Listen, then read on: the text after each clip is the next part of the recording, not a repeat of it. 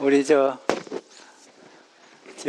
혹시 다 안 나올까봐 백업을 다 가져왔는데 잘 나오네요. 제가 지난주에요, 저희 친척 한 분이 돌아가셔서 장례식 하고 왔는데 제가 많은 것을 생각했습니다. 왜냐하면 그 돌아가신 분이 저하고 나이가 같아요. 그래서 저보다 2달 생일이 늦는데 내 차례도 돼가구나 그 생각했습니다.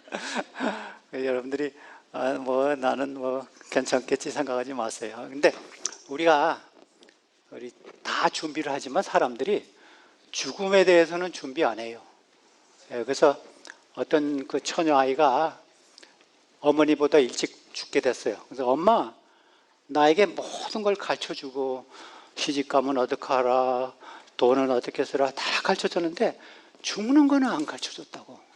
그러면서 죽었대요. 그래서 우리가 죽음에 대해서도 생각하고 준비하는 삶을 살아야 돼요. 그런데 많은 사람들이 죽으면 이건 내 건 아니다 생각하는데 제가 그래서 장례식 가서 그런 생각했습니다. 내 차례도 멀지 않았구나. 그래서 참 하루하루가 참 귀중하고 소중하고 그렇게 지내야 합니다. 내일이 있다고 우리가 아무도 장담할 수 없습니다. 우리 제7회 안식 예수재림교회는요, 계시록과 다니엘도 공부합니다. 근데 어떤 분들은 안식 재림교회는 다니엘과 계시록만 공부한다 이렇게 생각하는데 그건 틀려요. 다른 말씀도 다 공부하고 계시록과 다니엘도 공부합니다. 그렇게 하셔야 돼요. 근데 다른 교회에서는 계시록 다니엘을 품으면요, 심지어 목사님들도 그거는 조심하세요 하면서 가르쳐 달라 그러면요 좀 어려워하는데, 우리 교회에서는 계시라는 거는요 레벨레이션이잖아요. 나타냈다, reveal, 거기서 온 단어입니다. 그러니까 나타낸 것을 왜 나타내지 않아요? 또 다니엘은요 봉함된 책이라고 열지 않아요. 근데 다니엘서 12장에 보면요, 말세에 이 봉함된 책을 열으라 그랬어요. 근데 지금이 말세가 아닙니까? 계시록 다니엘 12장에 그런 말씀 나와요. 말세에는 이 봉함책을 열으라. 그래서 다니엘과 계시록을요 우리가 공부를 해야 합니다. 지금 마지막 때가 아닙니까? 마지막 때예요. 아무 이구동성으로 삼척동사도 마지막 때라 그럽니다. 근데 이런 때에 우리가 특별히 다니엘과 계시록에 관심을 갖고 연구를 하셔야 돼요. 오늘 제가 설교 노트가 있었으면 좋겠는데 오늘 못 만들었습니다. 노트. 여러분들이 잘 따라하세요. 계시록에서요 가장 관심 있는 숫자가 뭔지 아십니까? 2가지가 있습니다. 666, 13장에 나오죠. 660이라는 숫자하고 14만 4천이라는 숫자를 사람들이 굉장히 관심이 많아요. 근데 신기하게도 이 숫자는 한 번 나와요. 666은 13장 18절에 나오고, 그 다음에 14만 4천은 꼭 3번 나옵니다. 7장에 한 번 나오고 14장에 2번 나와요. 근데 사실 이 숫자 말고도 10이라는 숫자, 3이라는 숫자, 4라는 숫자 이런 거는 굉장히 많이 나와요. 근데 사람들이 이게 신기하게 이 2 숫자에 굉장히 관심이 많아요. 제가 오늘 14만 4천에 대해서 조금 같이 여러분들과 같이 생각을 해볼까 합니다. 근데 여러분들이 저는 이렇게 생각합니다. 좋은 선생은요, 좋은 목사는 어려운 것을 쉽게 가르쳐야 돼요. 근데 나쁜 선생은 쉬운 거를 어렵게 가르쳐요.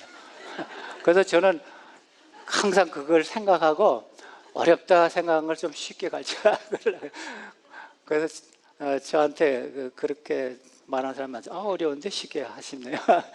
계시록 6장은요 예수님의 재림하는 거로 마칩니다. 계시록 6장. 근데 7째, 6째인을 떼실 때 예수님의 재림합니다. 그래서 마지막 2절을 보겠습니다. 6장 16절. 산들과 바다에게 말하되, 이거는 바위에게, 이거는 구원받지 못하는 사람 이야기입니다. 우리 위에 떨어져 보좌에 앉으신 이의 얼굴에서, 그러니까 예수님의 얼굴에서 어린 양의 진노에서 우리를 가리라. 그래서 구원받지 못하는 사람들은 지금 자기를 죽게 하라. 예수님의 얼굴이 너무 무서우니까 우리를 가리우라. 그리고 17절, 그 다음 절 보십시다. 6장 17절. 그들의 진노의 날이 이르렀으니 누가 능히 서리요. 이게 천사가 하는 말이에요.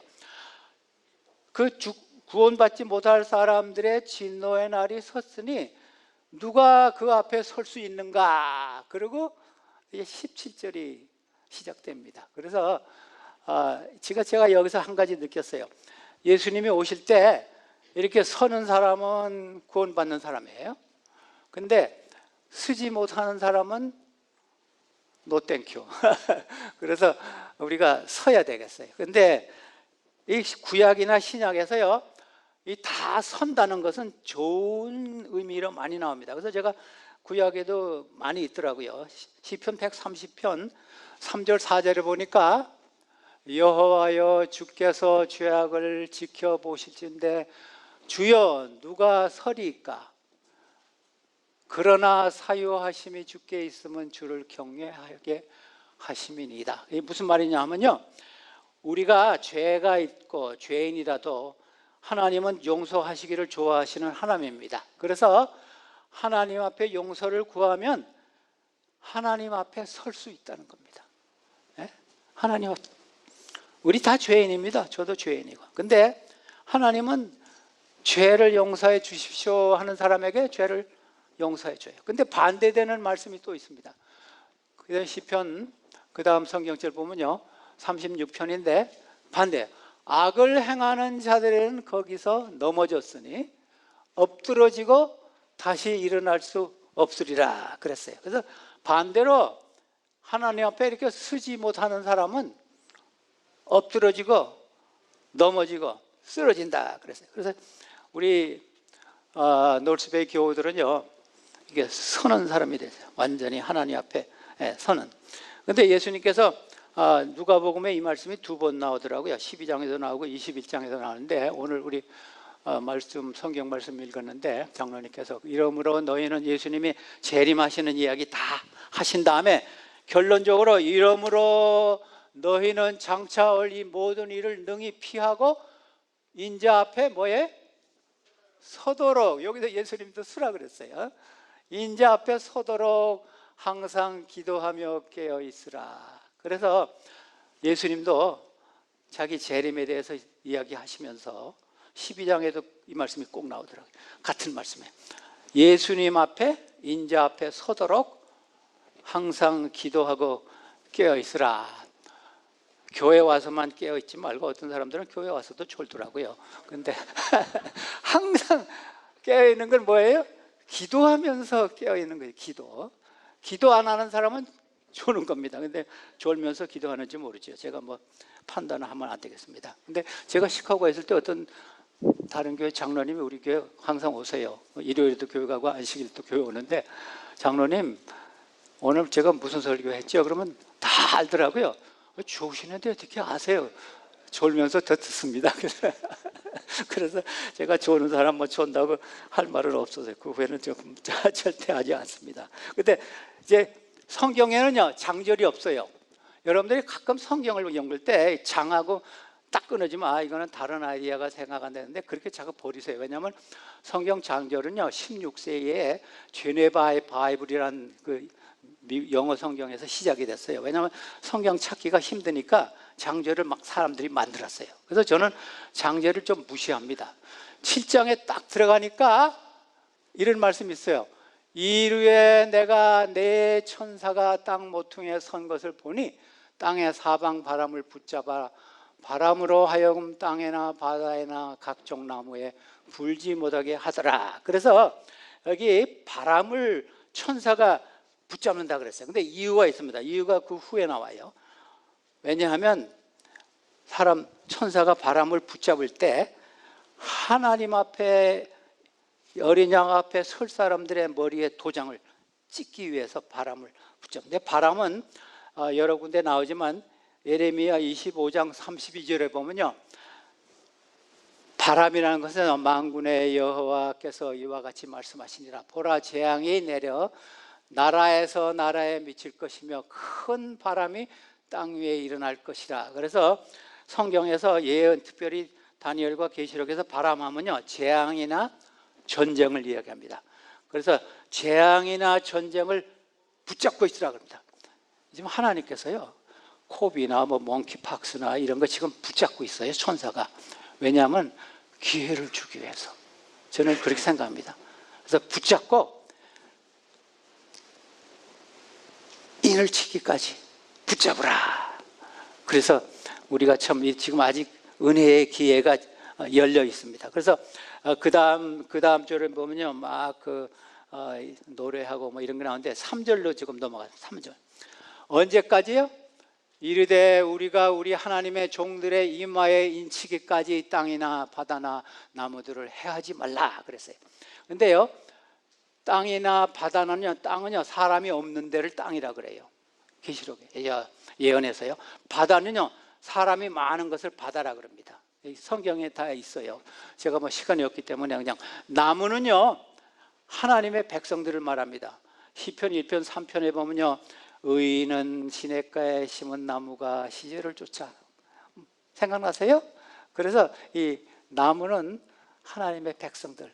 의인은 시편 91편에 보면요, 의인은 청청한 나무가 시냇가에 심은 나무가 하면서. 그래서 나무는 그러니까 하나님의 백성들에게, 그 다음에 아직도 믿지 않는 사람들 위해서 바람을 좀 붙잡으라. 왜냐하면 지금 인을 친, 도장을 칠 시간이 됐다 그런 겁니다. 그래서 하나님께서 기회를 주십니다.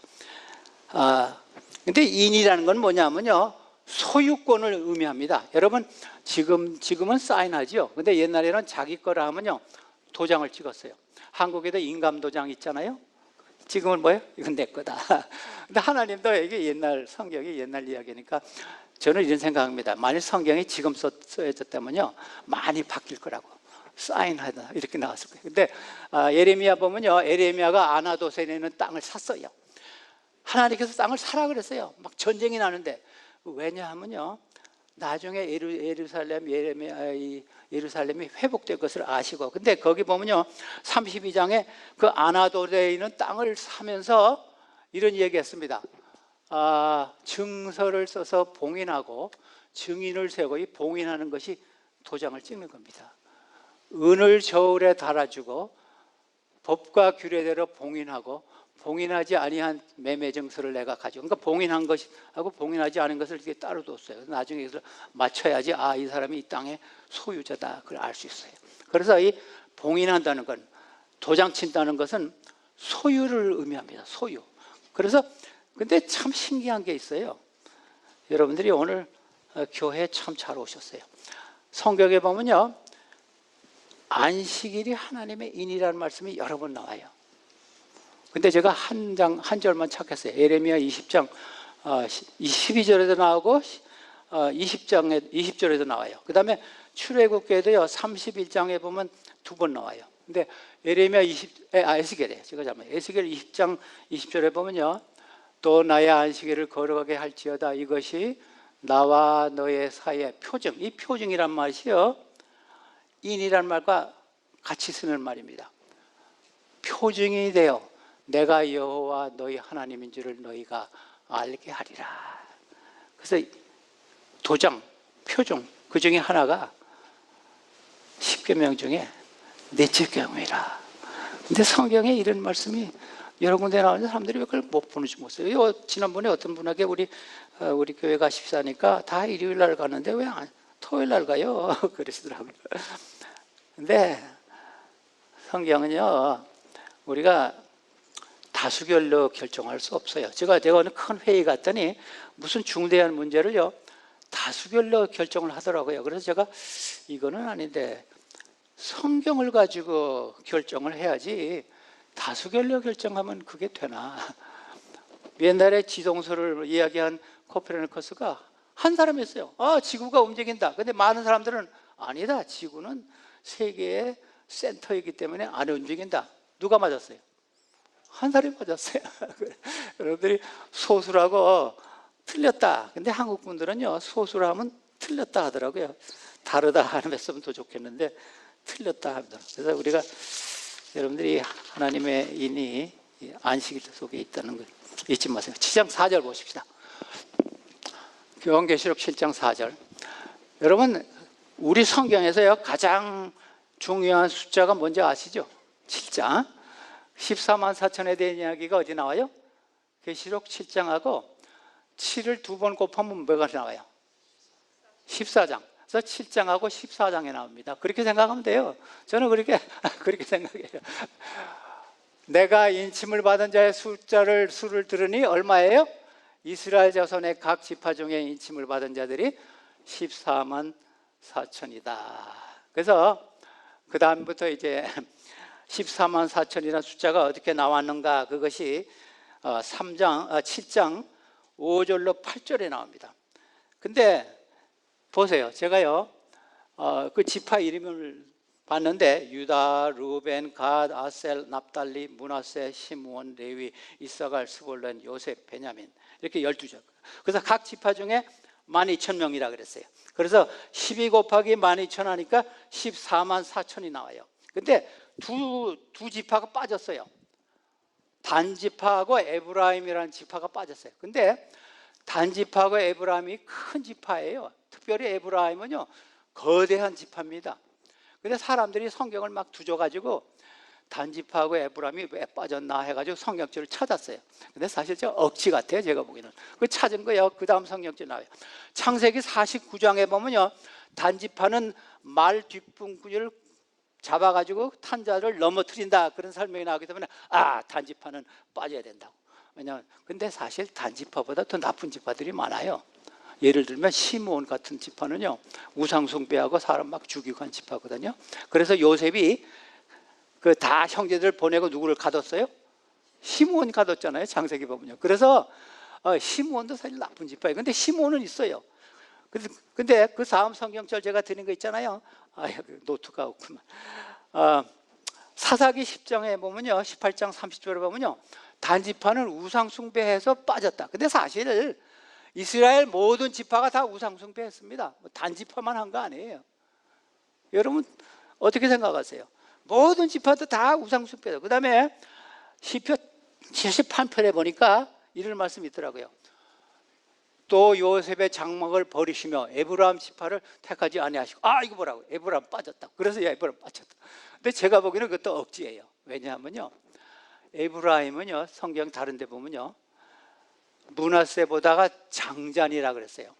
여러분 이거 기억하세요? 야곱이 축복할 때 에브라임 오른손에 하고 므낫세를 이렇게 했어요. 사실 므낫세가 형인데.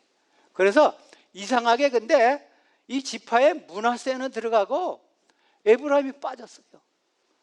그래서 제가 무슨 생각을 했냐면요 지금 요한이 이것을 일부러 섞어놨어요. 그래서 제가요 이걸 다 찾아봤어요. 민수기 13장에 보니까 12지파 이름이 나와요. 근데 그거를 딱 찾아보니까 우리가 지금 계시록 여기 나오는 지파하고 막 바뀌어졌어요. 거기는 르우벤 지파로 시작해서 갓 지파로 끝났어요. 그 다음에 창세기 49장에 야곱이 자기의 아들들을 축복할 때 축복 순서를 보니까 르우벤 지파에서 시작해서 연령부로 나갔어요. 그 다음에 제가 또 신명기 33장에 보니까 모세가 그 마지막 축복을 했는데 거기서는 유다 지파에서 시작해가지고 나중에 아셀로 끝났어요. 그래서 제가 요한이 이거를 일부러 뒤죽박죽 해놨어요. 왜 그랬을까요? 이유가 있습니다. 이유가 있어요. 여러분 제가 이런 질문을 한번 하겠어요. 이 14만 4천이요 상징입니까? 실제입니까? 실제라는 사람하고요 상징이라는 사람하고 서로 싸움하더라고요. 근데 제가 말씀드리는데요 싸움하지 마세요. 실제로 믿는 사람은 실제로 믿으시고 상징으로 믿는 사람은 상징으로 믿으세요. 근데 어떤 사람은요 저는 상징으로 믿거든요. 그러면 저보고 신신학자라고 그러더라고요. 좀 이상하다고. 저는 그런 말 안 해요. 그럼 실제로 믿으세요. 저는 그렇게 믿습니다. 그렇게 하는 게 태도가 중요하지요. 뭐 이 소소한 가지고는 싸움할 필요 없어요. 근데 그럼 저보고요, 왜 상징으로 믿습니까? 그러면요, 제가 몇 가지 대답을 합니다. 첫째, 서열이 막 뒤죽박죽 됐어요. 그 다음에 두 번째는요, 14만 4천만 구원받으면요, 참 곤란해요. 왜냐? 14만 4천 한 명 된 사람은 하나님께서 sorry 그럴까요? 자격은 다 됐는데 14만 하늘은 정원 10,000원이야 지금 안 돼. 그럴 하나님 아니에요.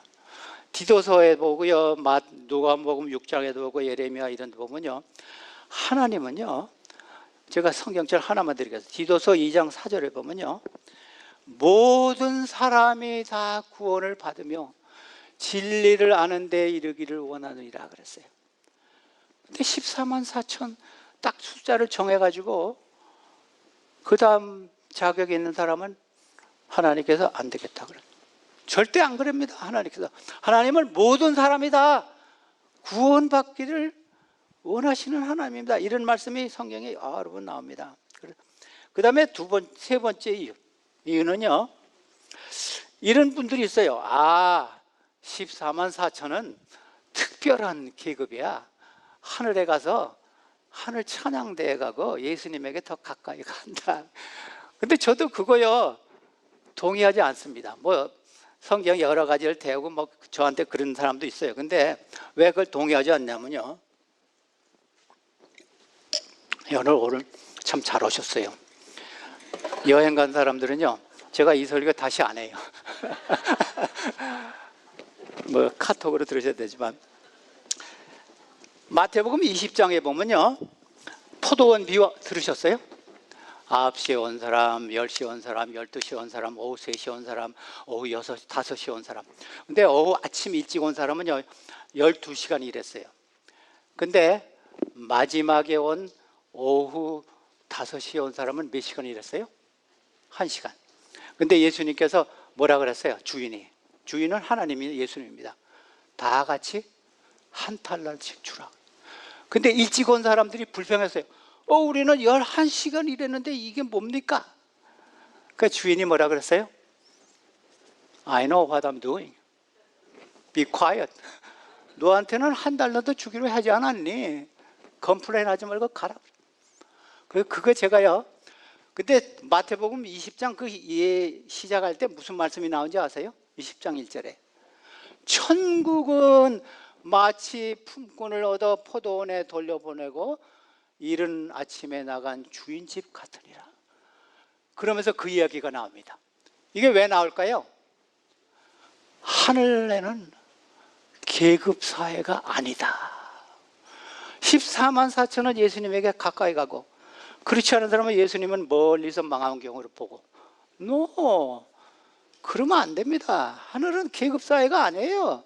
그 비유에서 예수님께서 분명히 천국은 그러면서 열심히 일하는 사람이나 순교자들이나 천국에 겨우겨우 남의 손에 끌려서 간 사람이나 똑같습니다. 네, 똑같아요. 그래서 저는 그 주장도 할 수 없어요. 그 다음에 실제적으로 보는 사람들한테 제가 이런 질문해요. 그러면요, 계시록 그 후에 보면요, 14장에 그 말이 나오는데 14만 4천에 들어간 사람들은 유대인들 중에 총각만 들어가야 합니다. 그래요. 총각. 왜냐하면 거기 헬라 말의 8절 순결한 자가 총각이라는 뜻입니다. 총각들. 여자라고 더불어 더럽히자인데, 제가 그 말 하면요, 뭐라 그런지 알아요? 그거는 상징으로 봐야죠. 실제로 본다 그래놓고 유대인들 중에 총각만 들어간다니까 그건 또 상징으로 보자니? 그건 뭐예요? 예언 해석의 일관성이 없어지는 겁니다. 그래서 상징적으로 보는 사람들의 말이 더 권위가 있습니다. 그 다음에 제가요, 이런 말씀도 많이 들었어요. 하늘나라에 가서 저를 어디서 찾으래요? 요셉 지파에서 찾으세요 그러더라고요. 목사님들이 그런 설교하더라고요.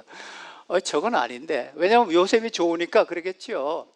그러면요, 요셉은 하나님을 잘 섬기고 뭐 부모를 잘 섬기고, 레위는 하나님의 일을 한 사람이고, 그 다음에 뭐 유다는 지도자고.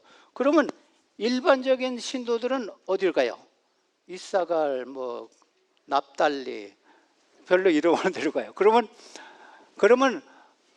그게 공평하게 됩니까? 요셉 집안은 12,000이 아니고 10만이 되겠죠. 안 그래요? 그래서 그 말도 저는 동의할 수 없습니다. 그래서 자기 어느 목사님이 하늘에 가면 저를 요셉 지파에서 찾으세요. 그리고 어떤 교인들도요, 어떤 목사님이 설교하면서 우리 장로님 어느 지파에 속했습니까? 뭐 요셉이요 그러더라고요. 그리고 요셉으로 다 몰리면, 근데 숫자는 말하기를 다 12,000명이다. 그래서 저도 그 주장 저는 액셉트 할 수 없어요. 저는 하늘에 가서 찾게 됩니다. 뭐 어느 지파에 가서 찾으라 할 필요 없어요. 그래서 왜냐하면 그래서 제가 이렇게 주장합니다. 또 하나의 주장은요, 계시록에서 많은 것들이 다 상징입니다. 그래서 제가 몇 가지 예를 들겠습니다. 계시록 1장 13절에 보면요, 이런 말씀이 있어요. 촛대 사이에 인자 같은 이가 발을 끌리고 옷을 입고 가슴에 금띠로, 예수님 이야기인데 예수님이 교회 사이로 다닌다는 겁니다. 완전히 상징이에요. 촛대가 얼마나 컸길래, 촛대는 요만한데 그 사이로 사람이 다닙니까? 인자가. 이거 상징이에요. 계시록에서요 한 8, 90%가 다 상징입니다. 몇 가지만 제외하고. 그 다음에 계시록 10장 9절 보세요. 거기는요, 두루마기를 책을 먹는다 그랬어요. 내가 천사에게 나아가 작은 두루마기를 달라 한즉 천사가 이르되 갖다 먹으라, 먹어버리라. 내 배는 쓰나 내 입에는 꿀같이 달리라. 이것이 역사적으로 이루어졌어요. 책을 먹습니까 여러분? 상징입니다. 이거 다 상징이에요. 그래서 계시록에는 많은 상징의 7장 계시록 그 상징인데, 이것도 상징이에요. 7장 10절에 보면요, 그 14만 4천은 어린 양의 피에 씻혀 옷을 희게 하였느니라. 그 예수님 피는 하얀가? 예수님 피도 빨개요.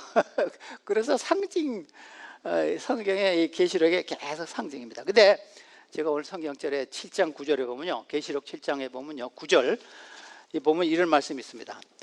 7장 9절, 이일 후에 내가 보니 각 나라와 족속과 백성과 방언에서 아무도 셀 수 없는 큰 무리가 나와 흰옷을 입고 손에 종려가지를 들고 보좌 앞에 어린 양 앞에 선이라 그랬어요. 그래서 지금 또 한 가지 논란이 있습니다. 이게 뭐냐면요, 14만 4천하고 큰 무리가 같은가 다른가, 세 가지 주장이 있습니다.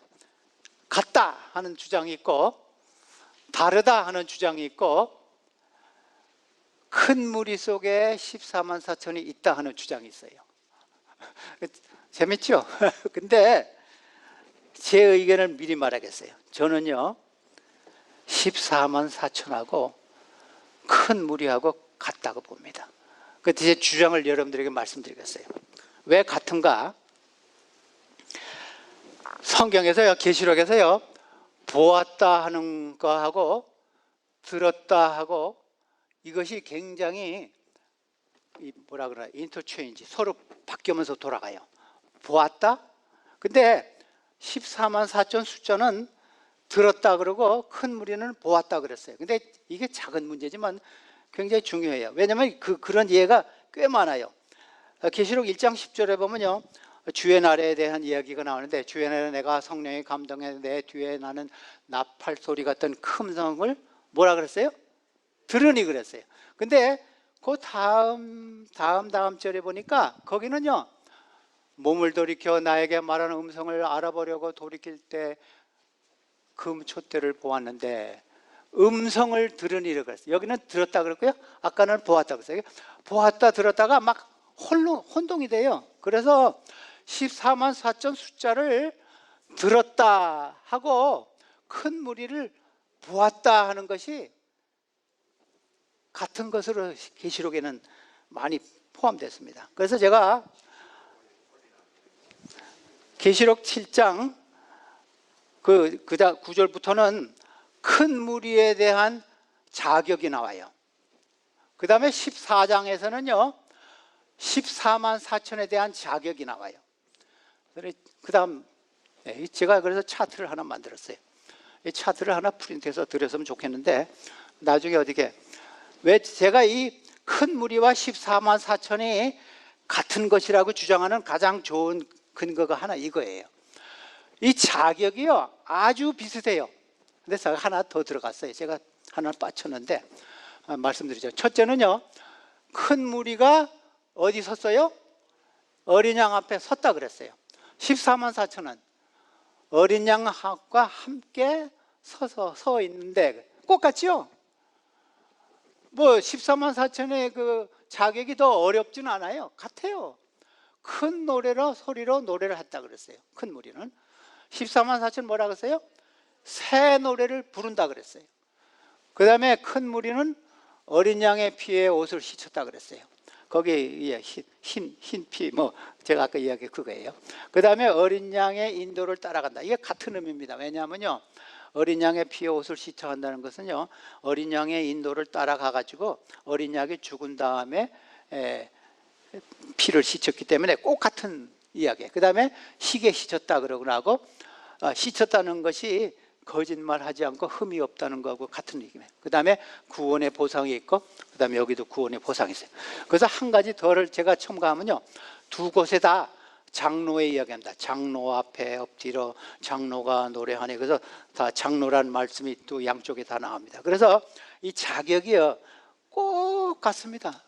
그래서 14만 4천의 자격이 조금 더 어려우면요 제가 다른 물이라고 좀 인정을 할 수 있겠어요. 근데 자격이 같으니까 여러분 좋은 학교나 좋은 회사 들어가려면요, 여러분 어떻게 생각하세요? 그 회사에, 그 학교에 인원수에 관심이 있는 사람이 들어갈까요? 아니면 그 회사나 학교에 들어갈 자격을 생각하면서 준비하는 사람이 들어갈까요? 근데 14만 4천 숫자에 관심이 있는 사람은요, 저는 앞에 말한 그거예요. 천국에 들어가는데 몇 명이 들어갈까? 뭐 어떻게. 근데 자격이 중요한 겁니다. 자격. 그래서 제가 이제 결론적으로 14만 4천에 제가 신명기 21장 봅시다. 신명기 21장 17절은요 하나님께서, 이게 참 재밌는 기사인데, 옛날에는요 부인이 뭐 둘셋 구약 시대에 있는 사람들이 많았어요. 근데 하나님께서 이렇게 말했어요. 네가 좋아하지 않은 부인이 아들이 장자가 됐다. 그러면 그렇다고 좋아하는 아들에게 장자권을 주지 말라. 그게 신명기 21장 17절에 말이에요. 그러니까 차별 대우하지 말라는 겁니다. 비록 장자가 내가 좋아하지 않은 부인의 아들일지라도 그에게 장자권을 주라 그랬어요. 그래서 하나님은요, 뭐 여리고 성도 유대 이스라엘 백성만 들어가지 말고 이방인들 다 들어가라 그랬어요. 그래서 하나님은요 구약 시대도 그렇고 신약 시대도 차별 대우하는 거 아주 싫어합니다. 야고보서에도 너희가 옷 잘 입고 온 사람들은 이리 오십시오 하고, 옷 안 입고 온 사람은 저기 서 있으니 마음대로 하시오. 그거 하지 말라 그랬어요. 하나님 차별 대우 아주 싫어합니다. 근데 천국에 가서도 나는 저 14만 4천에 못 들어가고 큰 물에 겨우 들어왔는데, 하나님 그거 원하시지 않습니다. 그래서 갈라디아 3장의 그 말씀 사도 바울이 아주 강력하게 했어요. 갈라디아 3장 8절 유명한 말씀이죠. 28절 너희는 유대인이나 헬란이나 종이나 자유인이나 남자나 여자나 다 그리스도 안에서 하나리라. 우리가 다 예수님 안에서 하나입니다. 뭐 합회장이나 뭐 대총회장이나 목사나 평신도나 다 하나님 앞에서 하나라 그랬어요. 그래서 제가 자격론을 이야기했습니다. 자격이 굉장히 중요합니다. 14장 1절 봅시다. 거기 14장 1절에 보면요, 그 14만 4천에 다시 이야기가 나오는데, 내가 보니 보라 어린 양이 시온산 산에 섰고, 뭐라 그랬어요? 섰고.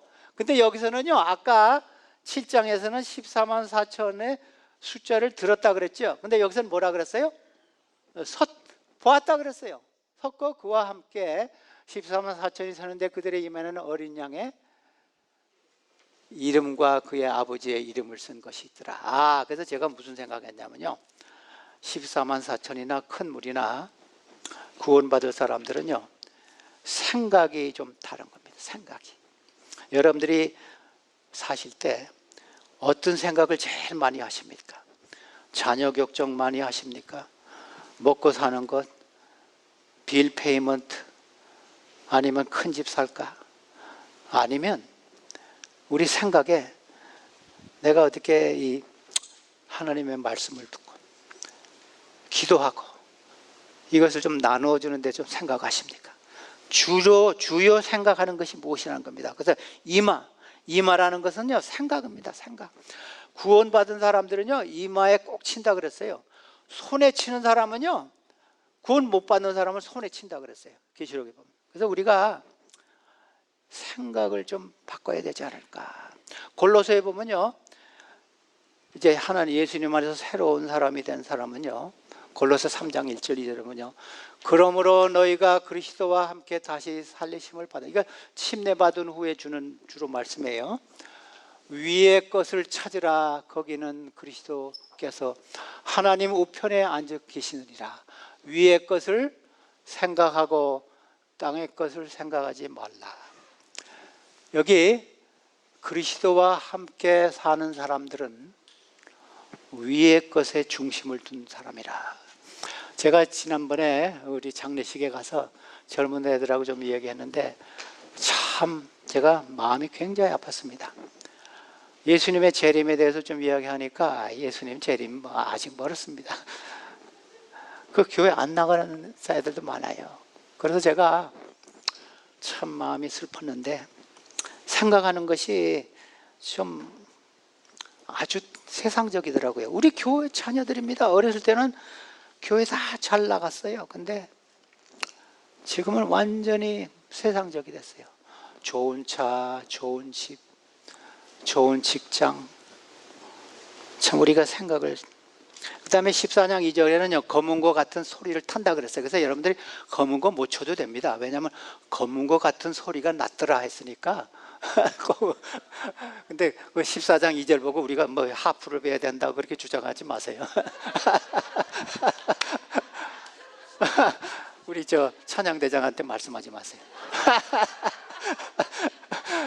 14장 3절 봅시다. 14장 3절. 거기는요, 이 특징 중에 하나가 이겁니다. 보라, 보좌 앞과 내 생물과 장로들 앞에서 새 노래를 부르니 땅에서 성량함을 받은 14만 4천 밖에 능히 이 노래를 배울 자가 없느니라. 음악 좀 못한다고 걱정하지 마세요. 이거는 뭐냐 하면요, 새 노래를 부른다는 것이요, 경험에서 나오는 참이라는 겁니다. 경험. 우리 아까 첫 참이 예수께 오라, 그 참이 부르면서 예수께 오라 뭐 이렇게 부르습니까? 아니면 그게 진짜 마음에서 우러나는 참입니까? 내가 예수님께 가면 다 해결할 수 있다. 저는 그 참미 부를 때 막 눈물이 나더라고요.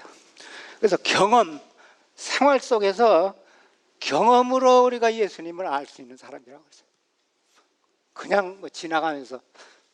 그래서 참 여러분들이 찬미가 배경을 좀 알면요, 우리가 좀 경험해서 알 수 있어요.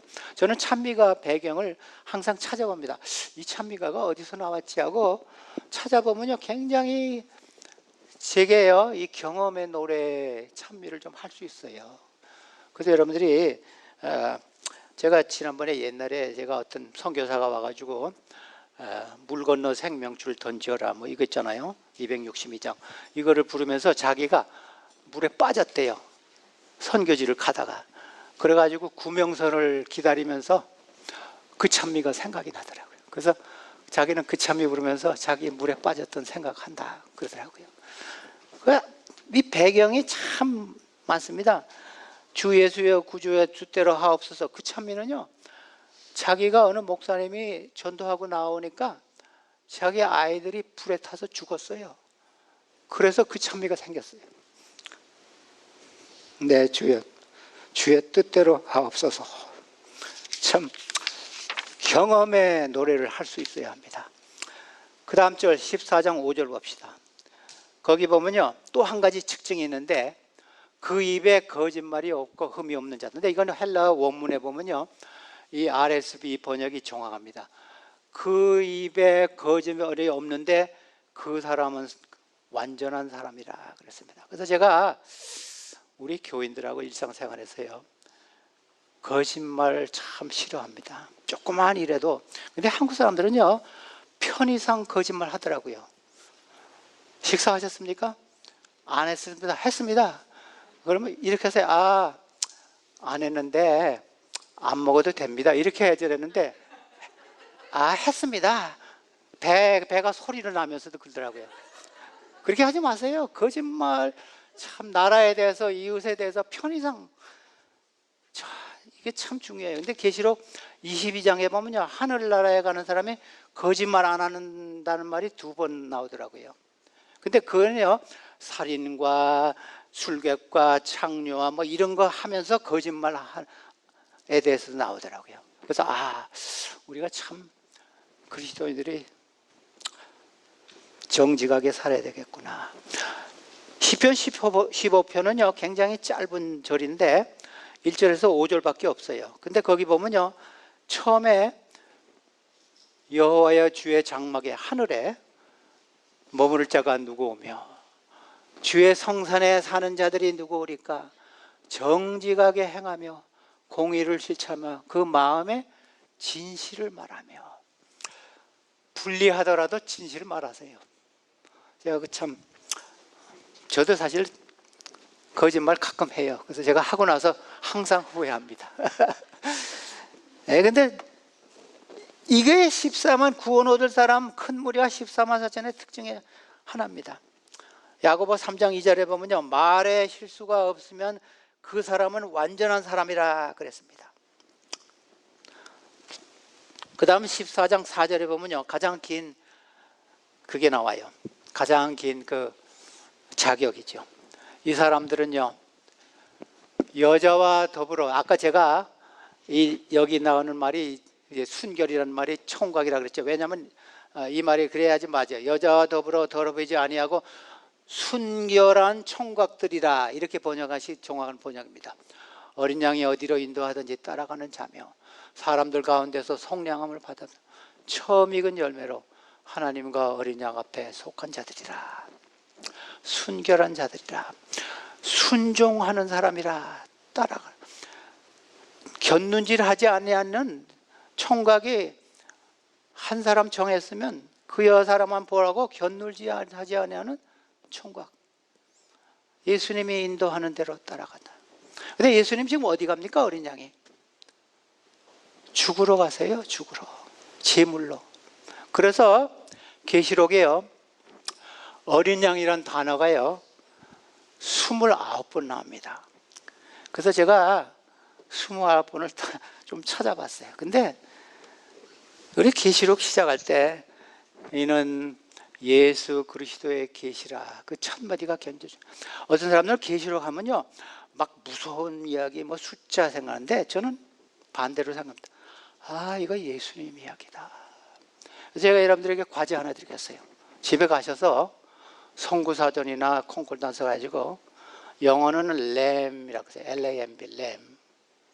한국말은 어린 양. 29번이 나옵니다. 근데 성경에서요, 예수님을 어린 양으로 한 것이요 굉장히 희귀합니다. 구약에서는 꼭 한 번 나와요. 이사야 53장에. 그 다음에 신약에 와서는요, 사도행전에 한 번 나와요. 빌립 집사님이 전도하면서. 그 다음에 베드로가 한 번 써요. 보배로운 어린 양의 피. 그 다음에 요한이 요한복음 1장 29절하고 35절에 세상 죄를 지고 가는 하나님의 어린 양을 보라. 그 외에 29번은 다 계시록에 나옵니다. 어린 양의 피, 어린 양의 책, 어린 양의 노래, 어린 양의 보좌, 어린 양과 함께 앉겠다, 어린 양과 함께 선다. 그래서 이 계시록이 예수님 이야기입니다. 그래서 여러분들이 뭐 숫자 뭐 이런 거 힘들면요 계시록에 나오는 어린 양을 다 찾아보세요. 그래서 빌립보 2장에 보면요, 죽기까지 복종한 예수님이라. 우리도 참 목숨을 걸고 예수님을 따라간다. 근데 제가 참 재미있는 거 발견했어요. 19장 9절에 보면요, 이런 말씀이 있습니다. 천사가 내게 말하기를 기록하라. 어린 양의 혼인잔치에 청함을 받은 자들이 복이 있도다. 죽는다는 이야기가 나오고 마지막에 가서는요, 결혼 이야기가 나와요. 혼인잔치에 청함을 받은 자들이 복이 있다 하고 내게 말하되 이것은 하나님의 참되신 말씀이라. 죽임을 당한 어린 양, 짓밟힘을 당한, 사실 계시록 5장에 보면요, 예수님을 사자로 비유했어요. 꼭 한 번. 그래서 어린 양 같지만 사자도 되신다. 너무 깔보지 말라. 근데 어린 양이 결혼한다.